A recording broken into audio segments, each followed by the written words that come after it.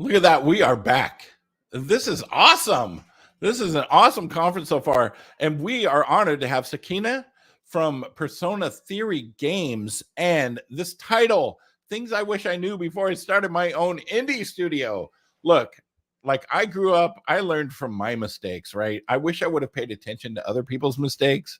So hopefully she's going to tell you a bunch of mistakes that she made so you can learn from them and don't make the same ones. So Sakina, please welcome to the show and take it away.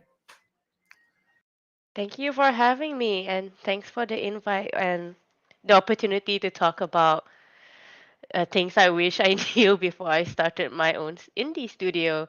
So I guess everyone who has been in the indie scene can probably relate to the things that I'm about to say. And first of all, like thank you for giving me the opportunity to talk about it as well, because I think now that I think I'm in games for 7 years already, I feel like I'm, not so ashamed of all the failures I may have done. And hopefully you will learn something from my own experience. So I guess before anything, let me just introduce myself. Hi everyone, my name is Sakina Latif. I'm from Kuala Lumpur, Malaysia, Southeast Asia. Uh, Previously, before I got into games, I was a producer in Leo Burnett, Kuala Lumpur, where I manage clients from McDonald's to Samsung and Petronas oil and gas companies. And being in a creative line, I feel like I've always wanted to create things. So whether or not I was in advertising or I was in film, so that was my kind of my previous life before I got into games. And I've been in games since 2016. And if anyone wants to hit me up, these are my contacts as well. Okay, so I guess a bit of backstory as well about why and how I got into games. So, like everyone I know, there's always like a bunch of games that are the reason why they even want to make games. So for me, these were the games that defined my journey and my life, I guess, like of what kind of games I like. Mainly, it's most of these games came out when I was very young, and uh, when I was very young, I thought that being in games is quite, you know, it's a far off dream. It's like one of those things where I thought that I would never be in. Mainly because all these games, as far as I knew, were either made in big Japanese studios or big American studios or European ones, and not many have I during that time when I was younger did I ever hear anything from Southeast Asia. And so when I was younger, I picked up this. One of the first few games I actually played was called Buffy the Vampire Slayer. Just an indie game probably. But funny enough, Buffy the Vampire Slayer was actually made in my country, in Malaysia. So what ended up happening in my life is that I ended up meeting some of the veterans that did Buffy the Vampire Slayer, and one of them even became my mentor. So um, it's kind of cool how my life started from Buffy the Vampire Slayer, and somehow I got to meet a mentor that worked on it, and he has guided me through my journey in games. The other games that I probably want to mention, and is probably why I do the things I do, is really games like Resident Evil and Silent Hill. Resident Evil mainly because of I like to follow Shinji Mikami's work a lot. And I think when I played Silent Hill 2 for the very first time, I was quite young even. It made me realize how much story can go into games, and that not every hero in a game needs to be perfect. or a quintessential hero type. So you can tell quite dark, disturbing stories through games. So Silent Hill 2 was uh, ba- one of the reasons why I think now I actually mentor a lot of younger game developers, and I mentioned Silent Hill 2 quite extensively because it's not, especially at that time, it's not like the most um, direct or obvious game. It's not about a hero saving the world. It's not about a hero who's trying to save a village. It's more darker in tone than most games I've played even till now. And then, of course, Final Fantasy X and Kingdom Hearts, mainly because of the world building that at that time Squaresoft had, and it also made me want to tell stories in bigger world building form. So these were essentially the games that shaped how I want to build my games. So also a little bit of backstory about Malaysia. So this may or may not be the same for wherever you're from, or might not even be relevant. But in my country, especially when I first started in 2015 and 2017, we were mostly known as an outsourced country. So a lot of the biggest companies here back then were all art outsourced that has worked on big AAA games, everything from Bandai Namco games to Naughty Dog games. uh, when it came to uh, s- smaller studios and almost indie studios in Malaysia at that time was very mobile centric, and this it was the era of Candy Crush and Flappy Bird, and unfortunately it was because those games did super well, especially in Asia. A lot of investors at that time were always asking, like, "Are you going to make mobile? Are you going to make Candy Crush? Are you going to make the next Flappy Bird?" Essentially, or at that time was Angry Birds as well. So, and I think my way of like, I knew when I entered games, I wanted to make a narrative game, PC game, and story driven premium model, not not a freemium model, not a mobile, not on mobile. So at that time, uh, a lot of doors were being shut in my face because I wasn't ticking all those right boxes with investors and publishers around the region, and not many people actually respect narratives. I believe that a few people have told me that this was again back in 2015 and 17, that the fact that I wanted to do or I wanted to build a narrative studio is already weird, and on top of it, I wanted to specifically tell Southeast Asian stories, mainly because my background and my team's background comes from storytelling and filmmaking from our work with cultural work and traveling throughout Southeast Asia. And we essentially believe that we should tell our stories not only through films but through games as well. So again, all every time I pitch my studio at that time, everyone was like wondering why and how, and um, I'm crazy. I've been told I'm crazy many times throughout my journey. But I was very stubborn. I believe that I had something, because at that time I felt like, because of my experience with Leo Burnett and advertising and my experience in film, I and as also because of my co-founders and my team background and our resources, we had a recipe to tell really good Southeast Asian stories. And I really wanted to make that the focus of my studio. So in 2017, we started Persona Theory Games. And the goal was to make games that tell Southeast Asian stories. My other goal is to find a team that's crazy enough to join my crazy journey. Get funding, which is which is the hardest part. And the fourth one is probably the biggest mistake I made was make a big game and then hopefully profit. So the first ever, again, this was 2017, so it was also during the rise of VR as well. So on top of making things very difficult for myself, I wanted to make a story that deals with a relationship set in Southeast Asia in VR.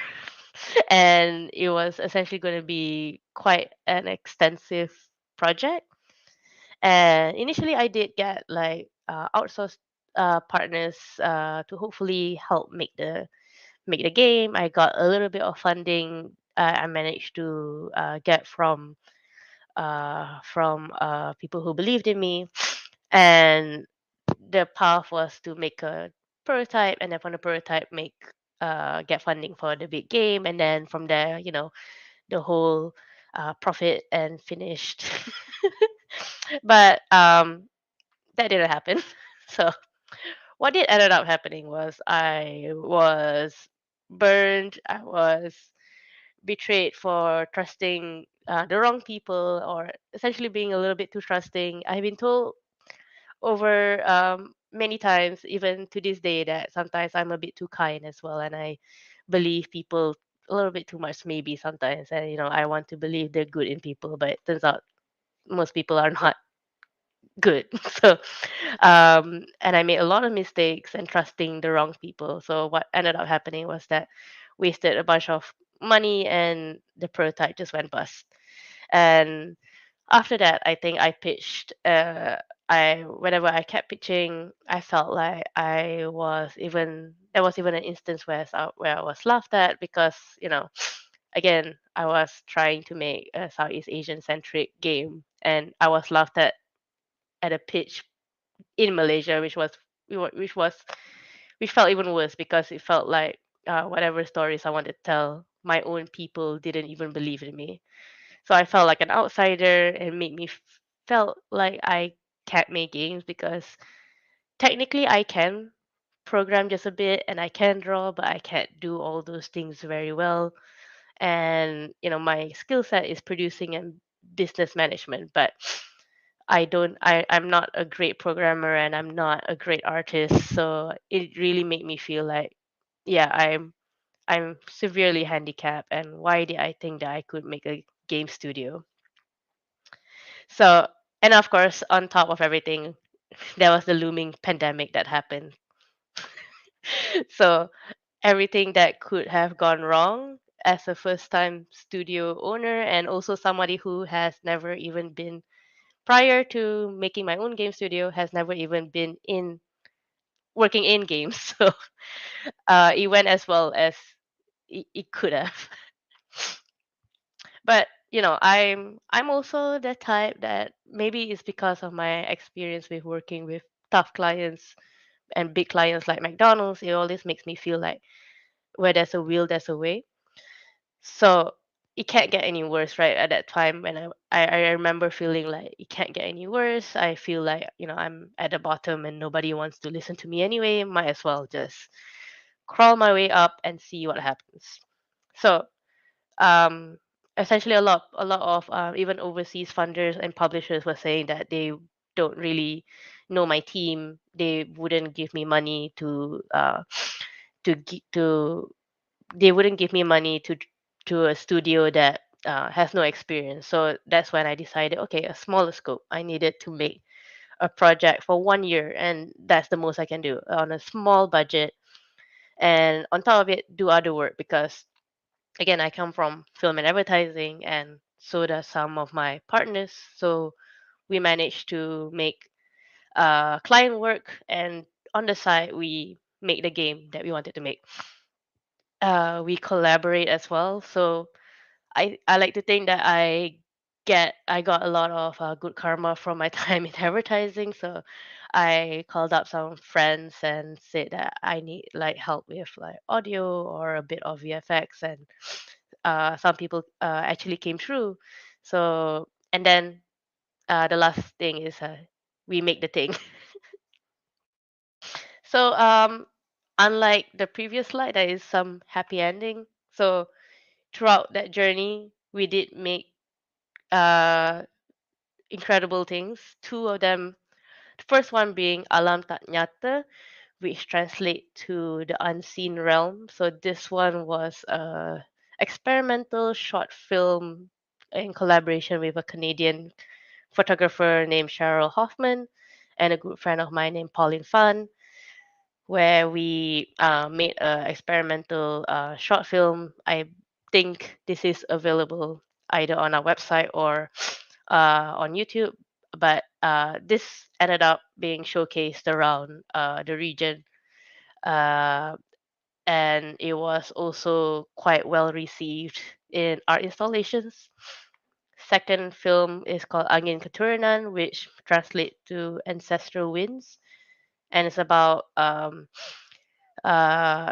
family that performs mat yung, which is traditional arts in the northern state of Malaysia. So this one was funded and supported by US aid and the US Embassy KL. So also this also ended up being like one of my biggest supporters were ended up being the US Embassy in Kuala Lumpur. And then, of course, after years of struggling, I did make the game. So the first game that we released called Fires at Midnight, it is available on Steam and Epic right now. It will be available on the other consoles soon. And Fires at Midnight took 1 year to make, and it was a tiny team, and it was done all on the side while we were making the films. And um, I think that while it didn't make like the biggest financial impact to us, but it did prove that my team, despite despite everything and against all odds, we actually made the game. and and all the reviews that and people who have played the game resonated with it. So just a short description about the game Fires at Midnight is about these two couples uh surviving a night alternate version of the 1999 love bug. And it's it's a story, it's a virus where if you make love without the feeling of love, you will spontaneously combust. So in this world, or at least that's also what the politicians say in this world. So it's a lot of layers and a lot of us exploring our stories and our traumas and our relationships, complicated relationships that we have with our family, our loved ones, our country. It has a lot of layers, and it's something I'm really proud of. And every time somebody new plays it, I love to see the reaction of them resonating with the stories that we told, and I think that's valid. It felt really validating. So the game proved these three projects proved that number one, we could create really interesting experimental experiences, and also we can make a game together. And that later on, I will there is some update on next game the next game that came after Fires at Midnight. But before I go to that, um, want to touch a bit more about what I learned from starting my studio to Fires at Midnight, which was released during 2020. So funny that the game was also about pandemic, was released during a pandemic. So when started my studio, this is really what I thought it would be like. So I thought I would be making the game most of the time. Like I would sit down, I would talk to my artist, like this is the art that I want. Talk to my director and writing team. This is how the story should go. Maybe I could even write a bit on it and even draw some of the concept art. And then a little bit I try to find the funding and business opportunities for my company. And then not forgetting the admin stuff. Like this is really what I thought it would be like owning my own studio and making my own games. But the reality is that this is this is the reality of what I end up doing and what I'm still doing now. So 20% of my time is actually the game development part. So I'm lucky enough that I am at a place now that I have people that I trust to help run the games development side. So they know what kind of games or what kind of stories or design that I would approve or like without me really being there or micromanaging my team all the time, because there's no way that I have time to micromanage my team and run the company. So the other 27%, I feel like is engagements like this where I get to talk and hopefully just promote my projects. And also I'm very passionate about talking about either Southeast Asian culture, narrative games, or things that I learned in my journey as a indie dev. Also, I go to events a lot. Most of my team, they're not the type to like going to events, so it's up to me. PR and marketing, because I was from Leo Burnett, and luckily for me, like PR and marketing is sort of my foundation. So a lot of the things that you've seen that I help put a foundation on, from our press, website information, Twitter, Instagram, TikTok, everything I do with my team, and of course biz dev. And then this is the reality of owning a studio. The 53% is the most tedious, but the most important, and is the one that will most likely destroy your company if you're not careful. So this one, again, it largely depends on the country and the laws that you have. Like, I would say that Malaysia isn't as there's not that many things to follow, but it's still very tedious about submitting forms on time and keeping up with compliances and making sure that we're all up to date with our audit, admin, uh, payroll, making sure everyone gets paid on time, and applying for grants. And then when you apply for grants, then there's always the whole paperwork. And this is the part where I feel like not many people realize that they need help with.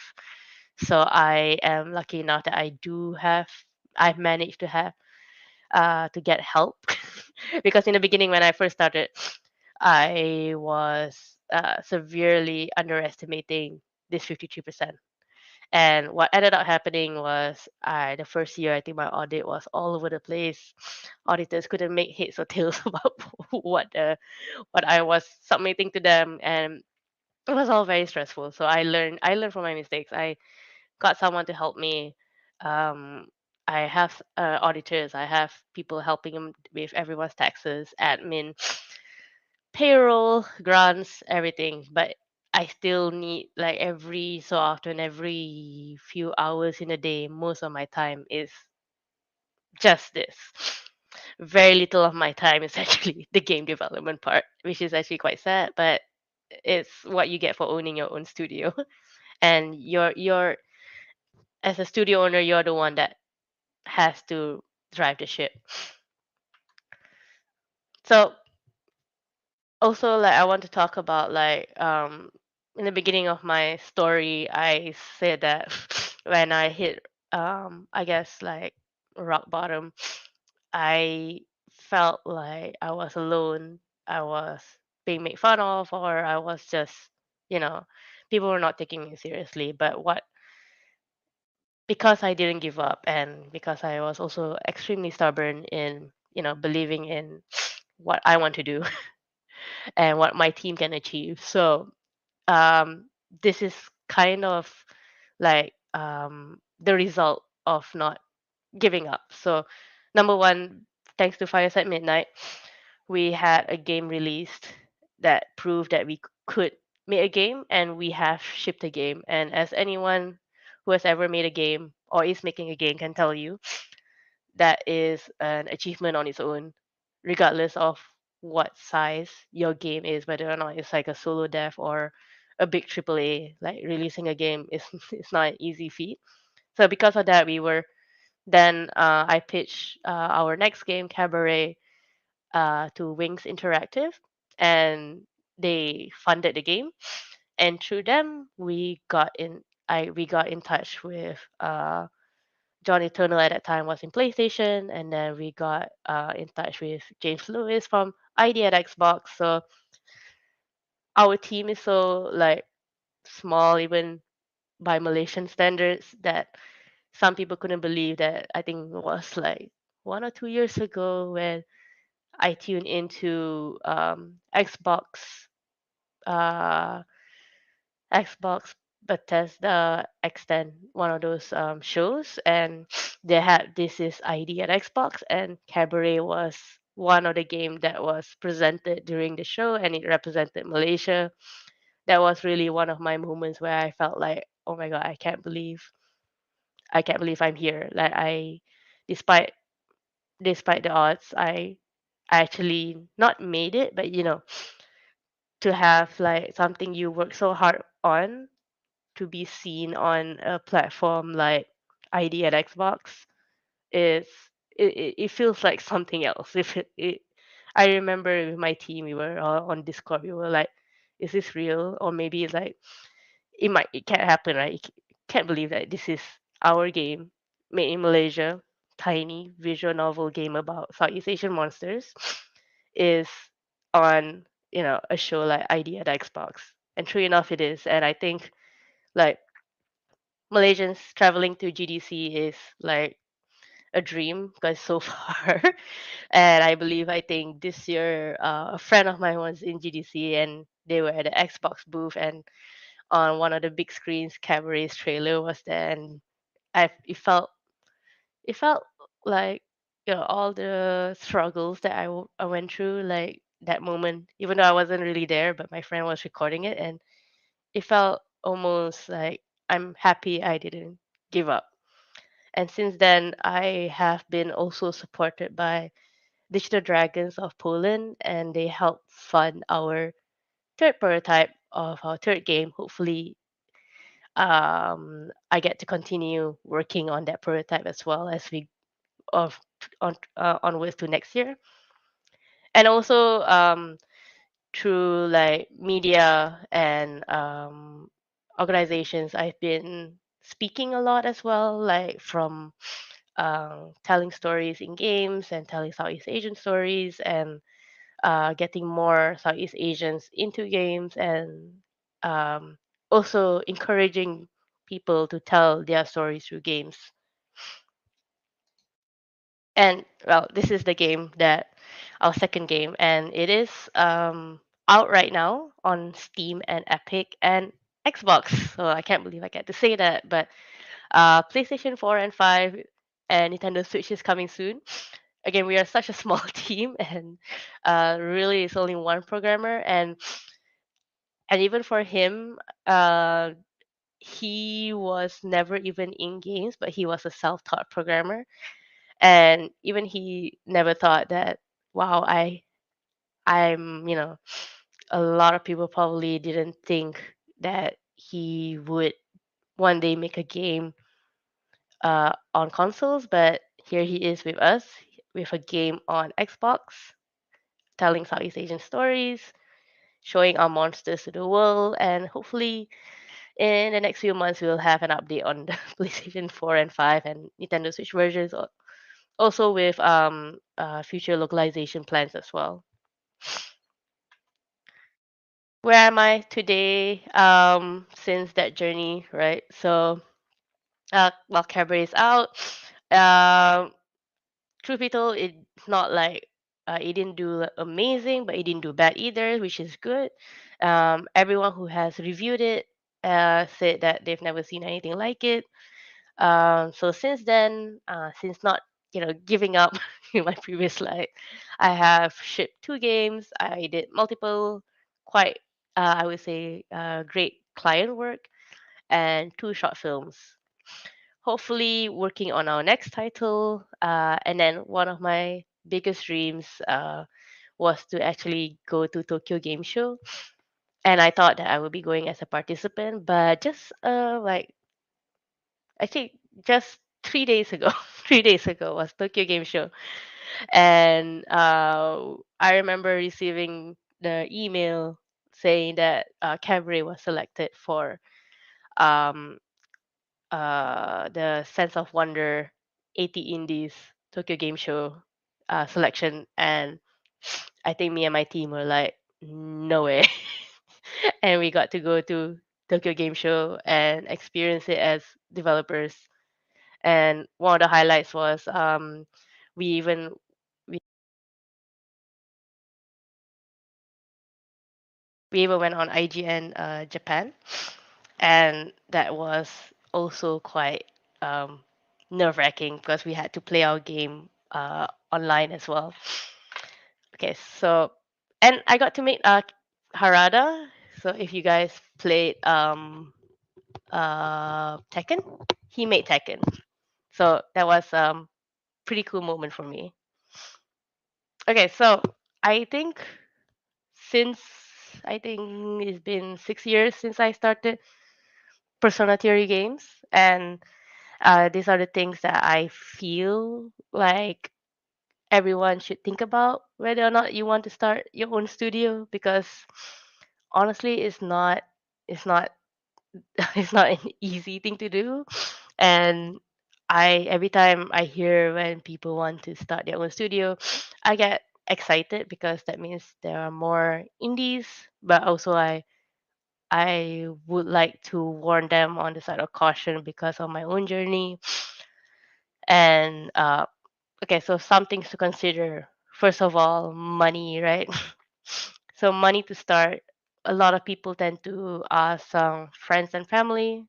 So this is really up to you and what your situation is, and how you want to pay back, or is it an investment into the company? Um, Most people I know would go towards the savings. That is also like something I get very nervous about, because putting a lot of your life savings into a studio that is not um, a surefire thing is very scary, and not to be a bummer as well. But the cost of living around the world has gotten so high since after post pandemic, and it's not going to decrease anytime soon. So I would think very carefully about the savings part. Did I put any savings? No, I did not. But that was because I was young and admittedly quite stupid with my finances as well. So please don't be me. I also disclaimer, when I started my studio, I was 27. So I think quite young, and that is good and bad. Like I didn't have as much gaming experience. I got game development experience as some people I've met. So again, that might be a factor of whether or not you want to um, put in your savings into a studio. Pros and cons. I would say maybe don't put everything in. Angel investors. So this is really also up to your circle, whether or not you want people to be part of your journey. And the tough part for me about investors is trusting them. I think with this journey, trust has been um, the biggest thing for me. I think I've made a lot of mistakes where I ended up getting betrayed. And honestly, the last thing you would want is to have a partner or an investor that you don't feel comfortable with, who end up burning you, and then they're stuck in the company, and out of spite they don't want to leave. And I've seen a lot of those as well. So again, these are all the realities of owning a studio and how to start. And then if you do take money from people, how are you going to pay them back? do they want to be paid back? How long do they want to be paid back? Um, yeah. Uh, Grants. This really depends on where you're from. Like Malaysia has MDEC that has funding for games and film, whereas I've heard that some other countries may not have that option as well. So um, I would look at things like Digital Dragons. So Digital Dragons have the last round funded um, a few companies from different parts of the world, and it's actually a great program. The only thing is that you have to go through uh, Polish time if that works out for you or not. Because for me, it was like a little bit tough, but the knowledge and the funding that I got from Digital Dragons and the people that I met through the acceleration, even though we don't meet physically, is really wholesome. So I don't know whether anything else exists right now outside of Digital Dragons, but I'm sure there is. But keep a lookout on those.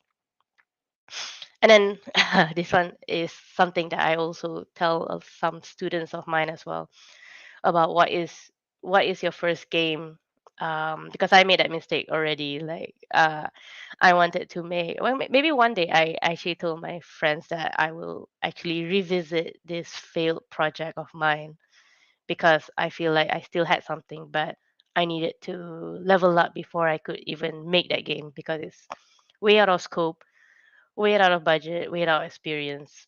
So I made the mistake of trying to make a game too big and not really thinking about like or understanding what the scope is and how long it would take because I actually thought that in my mind, okay, a 3D VR narrative game with voice acting, multiple choices will only take well a year and a half, which is the silliest thing I've ever heard in my head. Now I can say for sure that I given the time and resources now, I probably could make the game. Um, and it'll be a lot better. But 6 years ago, yeah, probably I would have probably like slapped myself. Me now would have slapped myself back then. So think about your first game, especially if you're a team that has never shipped a game. I would think about it's a different story if think that if you are like from a big triple A studio and you are one of the big shot like Kojima. Technically, Kojima is a indie game. So, and technically, Death Stranding is his first game as an indie studio. So, not everyone can be that level, but for everyone else like me, I would really suggest in making a game within a year and shipping it out within a year. It's okay if it doesn't really do well because you need to prove yourself that you can make a game with alone or with your team, and that makes the conversation with funding a lot easier once they've seen that you have actually shipped a game.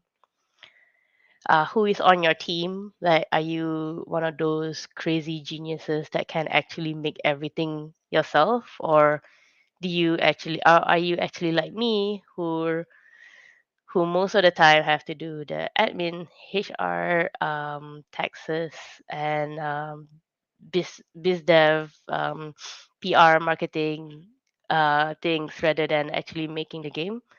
Then you definitely need to find your team, and finding the team is one of the hardest things to actually do because not everyone you hire, like even a programmer or designer, will like the game that you're making, and it's some would think like it's just a job, which for them they do have that right to feel that way as well. But for you who are putting in your blood, sweat, and tears, you really should think about what kind of people you want in your team and how are you going to support them and how are you going to even find them and how are you going to um, sustain your team throughout this development.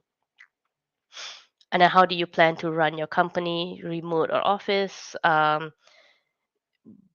Before this, I did have I have a studio, and that was pros and cons. I think like pros being like we were all together and it was fun. Cons being I think we ended up playing around too much. So during the pandemic, when we all just had to work remotely, I think, and also because we didn't have to commute and be stuck in a traffic jam, because Malaysia traffic jam is quite bad, and you waste a lot of time, money. So then we end up being quite happy being working remotely, and a lot of my team has growing families as well, so they appreciate being having the option to work remotely. And then of course the thing I always mention is the admin.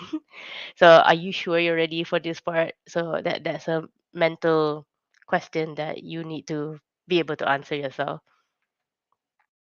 So the big lessons that I again want to iterate is like, unless you are a Kojima like figure, don't make the big game. That was really my biggest mistake, and one I learned from the most, because I had to learn from getting betrayed, losing money, hitting rock bottom, being laughed at, being felt like an outsider. So, but that really made me who I am today. Also, this is a lesson that I learned from Cabaret. Console porting is really hard. So again, I wouldn't like for your big game, and I see this a lot in when I review student pitch decks or other indie studios pitch decks, is that they will put, I want to make this game. This game is a Souls like, etc. And then it's gonna release on PC, Nintendo Switch, Xbox, PlayStation, at the same time. And in my head, I already know that is, unless you have a publisher, it is impossible, because as a first time developer, it is one, number one, it's very hard to gauge when those dev kits will actually arrive in your country, because Malaysia or Southeast Asia has a lot of ins and out when it comes to sending dev kits. Now it's a little bit easier, but when I first started 6 years ago, it was quite hard to get even Nintendo Switch dev kits. Now it's a little bit easier, but and even the Xbox dev kit took a while to even get to us, and the PlayStation ones. But again, those are things that that sounds kind of boring, but also like I would tell people, like in your timeline, you don't know when those console might arrive, and then when to set it up, how to set it up, learning the ropes, learning the sending a game in, waiting for them to send the review back. Those things were things I never knew about, and it really like it made Cabaret delayed for like a whole year because of it, because I didn't know how those things work, and honestly not many people could really tell me for sure, because they don't know when certain dev kits will arrive to my country and things like that. So I learned, and now I tell people, like, always have that leeway when it comes to their timeline.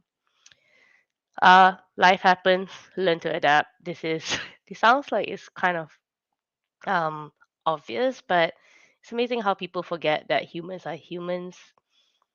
People need to live, betrayals happen, and so, and all of us live through a global pandemic. I think I know so many studios in 2020 who didn't make it out alive during the pandemic, and it's no fault of their own, because who knew that a pandemic happened and things needed to reshuffle, money became a problem, clients were dropping like flies, like people were losing their jobs, and you somehow or other, me and my team learned to adapt, and yeah. These are things that you can't control, and just enjoy the ride, I guess. Learn to keep going, or not. So many times I felt like giving up, and many times now I'm glad I didn't. But sometimes very closely I feel like there are times where I feel like I needed to read the signs, whether or not this is it. Like I shouldn't push things so hard. Maybe I did what I did. I I um I succeeded in doing what I wanted to, and there's no shame in that. And I implore to a lot of studios who had to close down or is struggling right now that there's no I as a studio owner I feel for you, and it's tough, and sometimes you just have to either be like me to be extremely stubborn and learn to keep going, or just accept that you've done what you can and be happy with that. Last is friendship is magic. One thing that I do not regret is the more I keep going, the more I meet a lot of really great people in the games industry. And really, I met so many people who have struggled as I have, who have closed down studios, who are still happy for it, who have made the biggest AAA, work in the biggest AAA studios, um, who have made small games, who have become publishers, and it's nice that people in the industry are so ready to talk about their experiences. And I think the more we talk about the ups and downs of being a game developer, I think the stronger we become, and also hopefully the next big studio will learn from our mistakes as well. Will learn from my mistakes as well. Lastly, I will conclude my talk with like be prepared for suffering and maybe an adventure or two. I don't regret um now that I can I'm where I am today. I feel like I don't regret my journey and my choices. Some of them were really painful. Some betrayals even was really painful. Some mistakes were very costly, but I feel like they were things had to happen for me to learn, and I am here today talking to everyone here because I had to suffer and I didn't give up. And I hope that when you start your studio, or you are starting your studio, you by listening to the things that I said, maybe it will better prepare you than when I first started years ago, because yeah, I want more indies to succeed. And yeah, so this is the end of my presentation. I think there's time for like Q&A, and that's Yes, perfect. it is. Thank you so much. And I was totally not laughing behind the scenes when you showed that graph of what it's like to run a company, because So true. that is exactly what it's like to run a consulting firm as well. It's like, I'm going to do this and help people. And I'm like, oh, wait, I got Yeah. payroll. Okay. Hmm. So, first question from YouTube. How big of a team do you have, and what would be your first 5 hires you would recommend for your younger self who is embarking on creating a studio? Okay, so I think this depends on what your own skill set is, because my skill set is definitely PR, marketing, and producing. So I got those ticked out. So what you are might end up missing is game narrative, game design, game art, game programming, and game audio. So I would look at these five. Some of them you can even like collaborate with. There's a lot of audio houses out there that likes to collaborate with smaller projects. I would really recommend reaching out to those. And yeah. All right, next up, what are some of the resources or recommendations you may have for those making narrative games? With declining patience worldwide, telling a lengthier story can be challenging. Uh, mm, I don't really have any like for recommendations. I think if you want to tell a good story, I always feel like you have to. I would say play games, but let's be real, a lot of game developers don't have time to play games. But so the next best thing is to watch a lot of movies, or read books, or experience life resources. There's a lot of GDC talks out there. I feel that's very helpful. But this is nothing to do with like how to be really good at narrative, but I would suggest being good at Excel sheets when you want to write a really lengthy narrative game.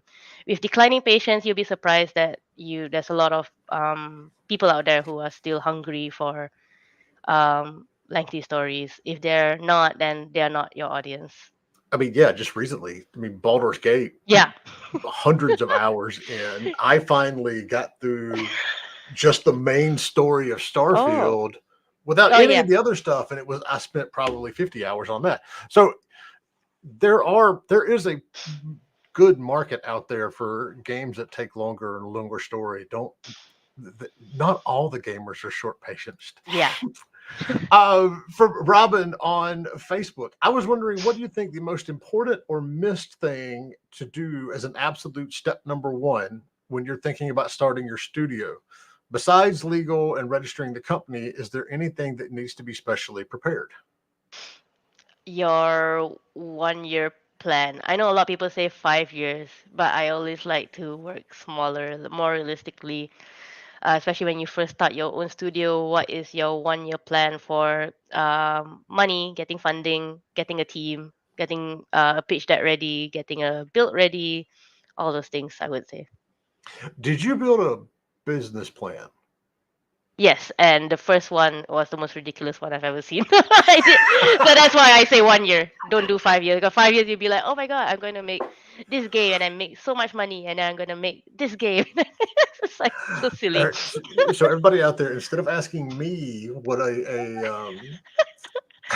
what a business plan looks like, because I get developers come to me like, can you help me make a business plan? And I'm like, I have actually been doing this 25 years and I have never made a business plan. I have no idea. So you can go talk to her and Yeah. she can help you, because I have no idea.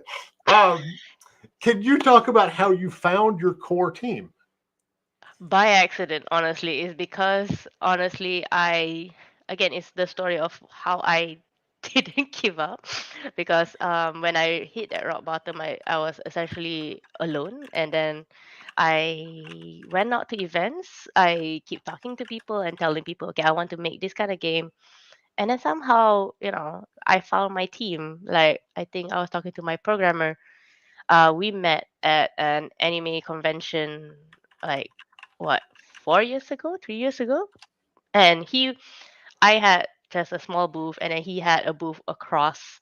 And he felt like, oh, it's such a silly game, but he just wanted to show, it's a student game. And then we got talking with the rest of my team, and then we gel well. Next thing you know, years later, me and him are on IGN Japan Tokyo Game Show. So there is a good amount of randomness that comes into all of Oh yeah, mine is quite random. this. So YouTube, however you want to phrase this, whatever you're comfortable with, what are Yeah. ways that a partner can betray you or have betrayed you in the past? I think one of the things that I mentioned was think about who you want in your company in the very beginning. Like, as in, who's going to help you? If the person is putting in money, do they want equity? That's the part where I feel like you should really, really, really, really think about it, because I've seen, like, it didn't happen to me, but this one I've seen happen many times. And what will end up happening is that because both parties own shares in the company, it becomes a deadlock and nothing can be done. And it's sad. And like, 1 minute you guys are best friends, and the next minute you guys are mortal enemies. I've seen many of those cases happen, and I think that's one of the things that I feel like I would caution people about. Like, really think about whether or not, like, I think this is a saying that I learned from one of my partners in film. Like, you have to trust that person when if you drink, like, your blind, like, knocked out drunk, and you can sleep next to the person without the person stealing your money. That kind of trust. So that's the number one I would think is how a partner can betray you. All right, next one up. How do you find and hire the people that are really invested in your company or project?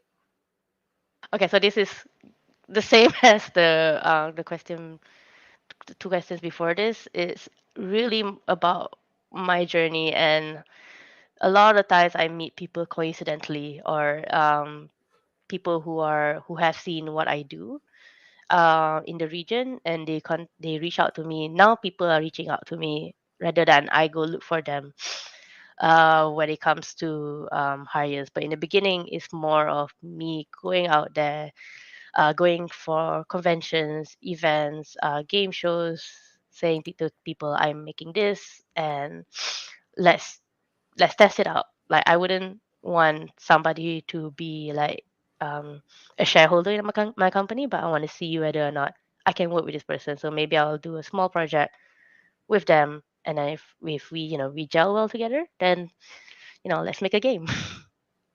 And a lot of it too. This is where contract come into play.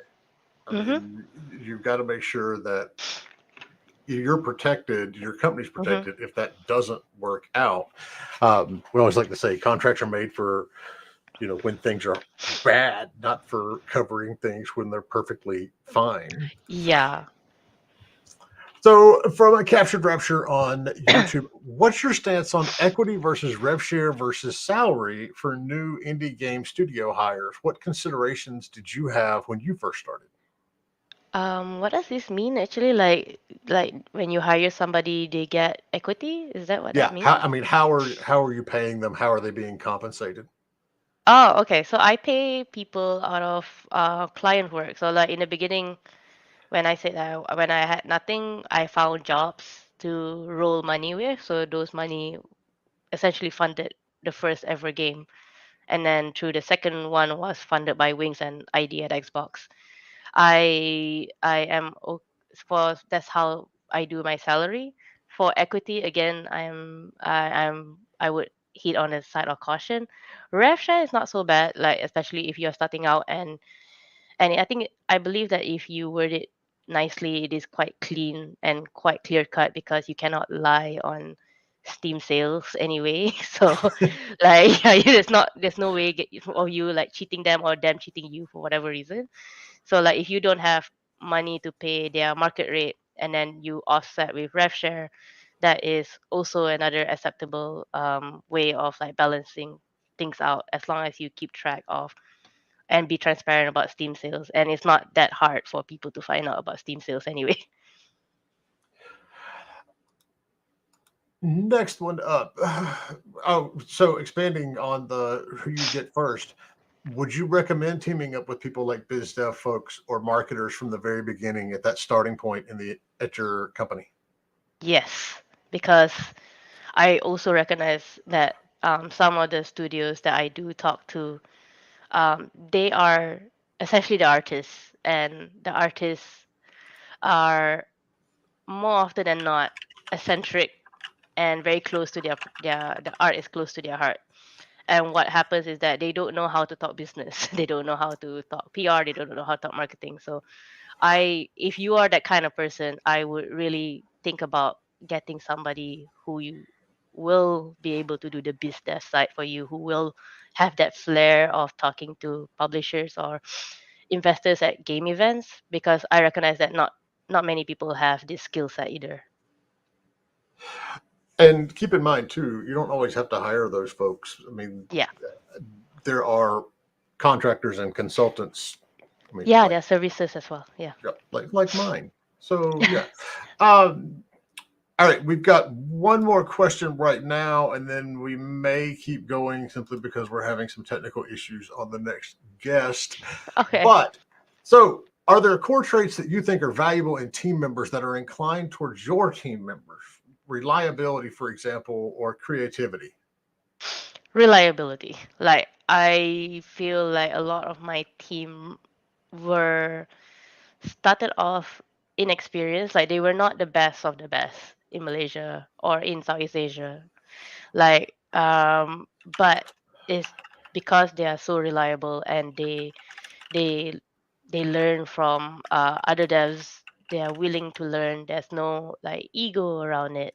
So I feel like I always feel like I rely on people who are reliable. Also, life happens because sometimes I get sick.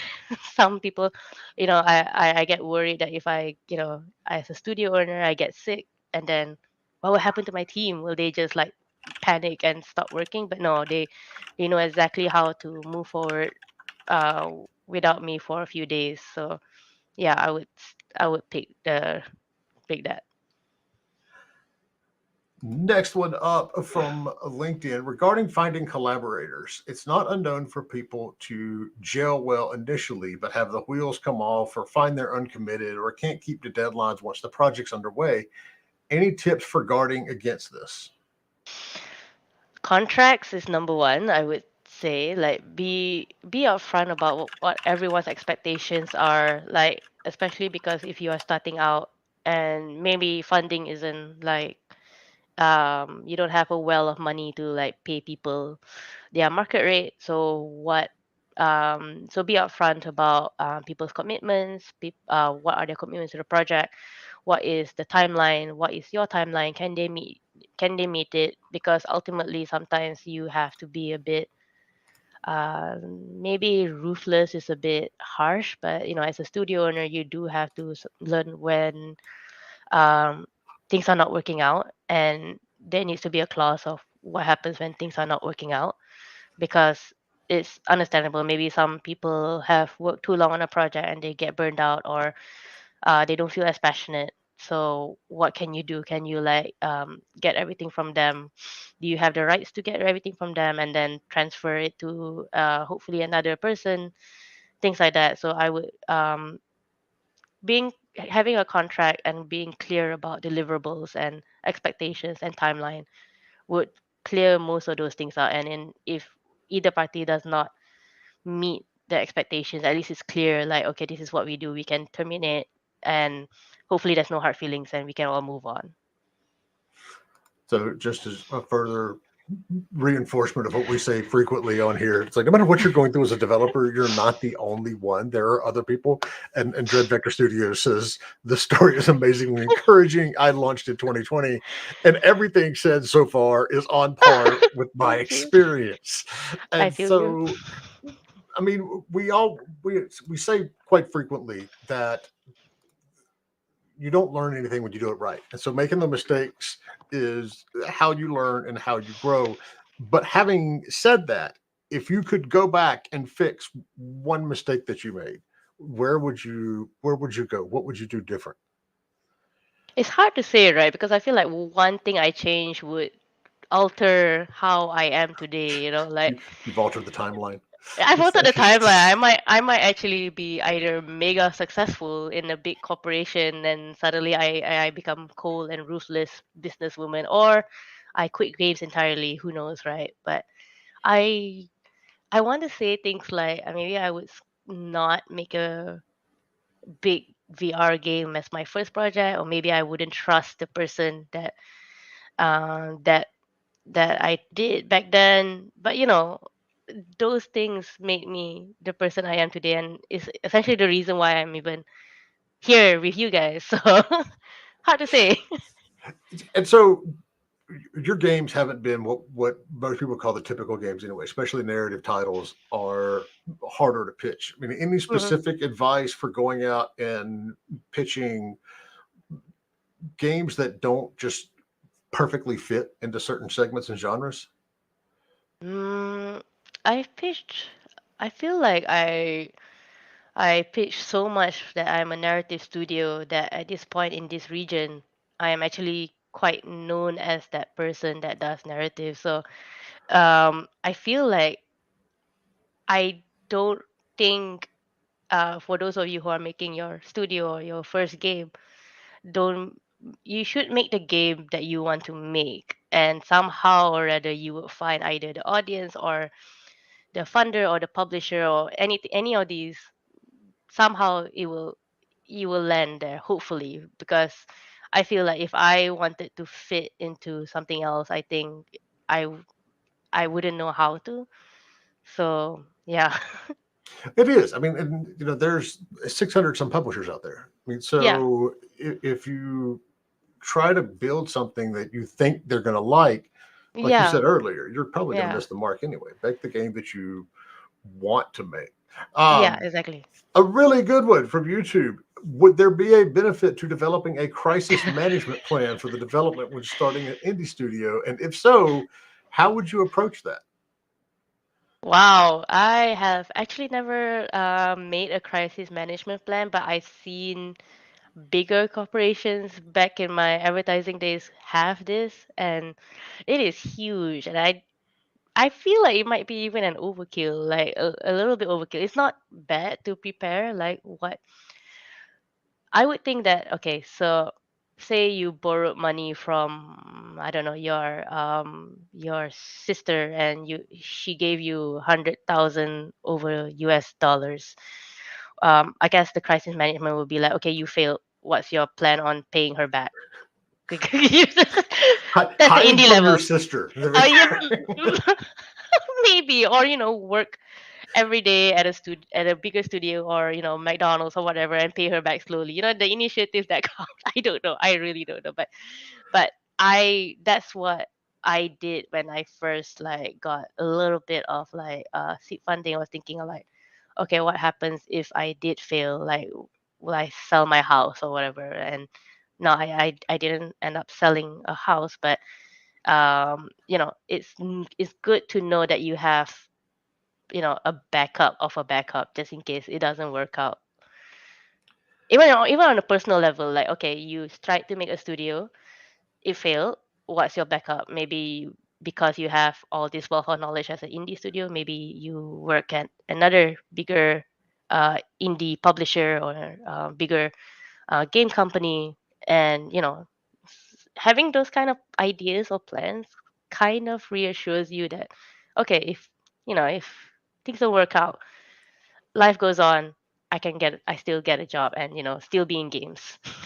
I have seen developers over the years mortgage their house and take Ah, money out of things like that to finance development. And I always just absolutely mm, cringe when I see that yeah. because this industry, even if you do everything right, can we actually had a talk on that a couple of conferences ago.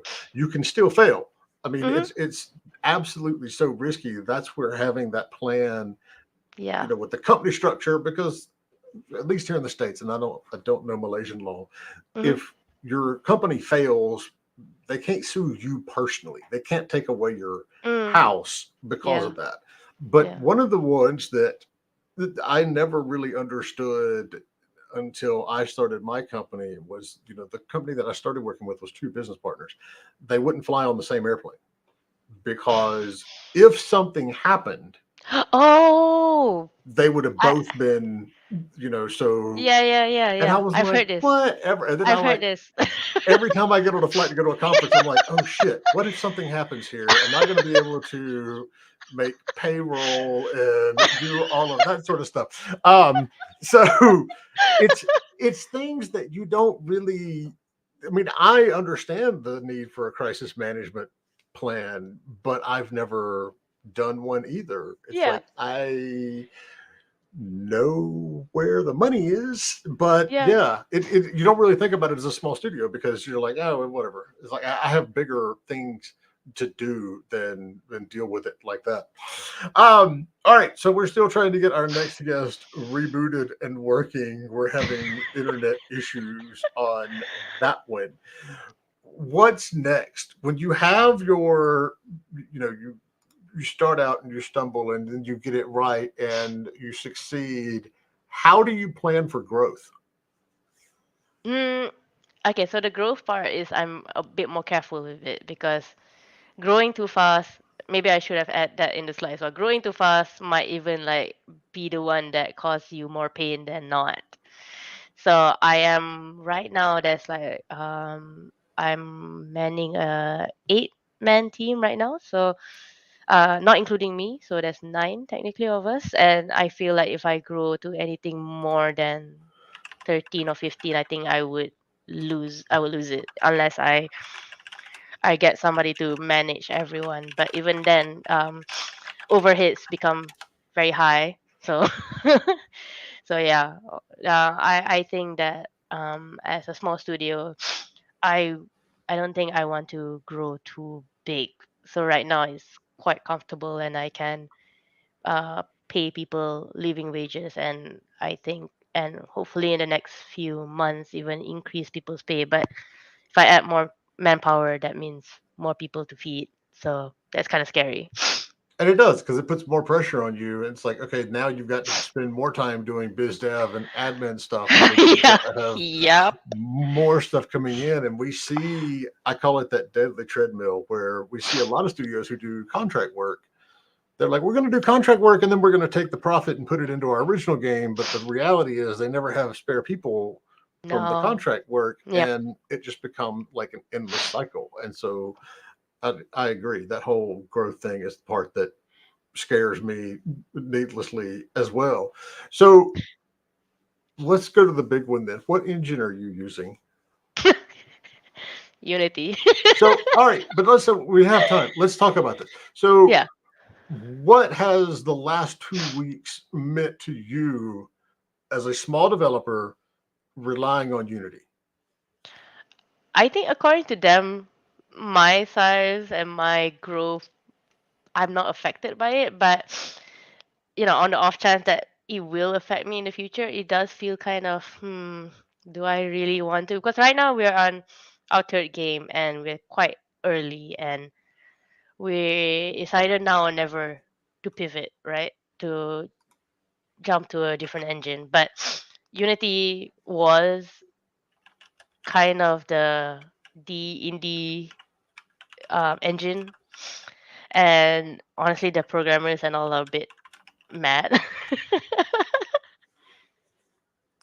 It is. It's absolutely, because beyond, even if they walk back the stuff that they've said, which they haven't actually done. They've made it No. sound like it, and it's like, Yeah. but they really haven't. So It's a trust issue at this point. And yeah, yeah, yes, I know every single engine has the terms of service that says we can change this shit if we want to. But the fact that they did it and so dramatically is the big issue.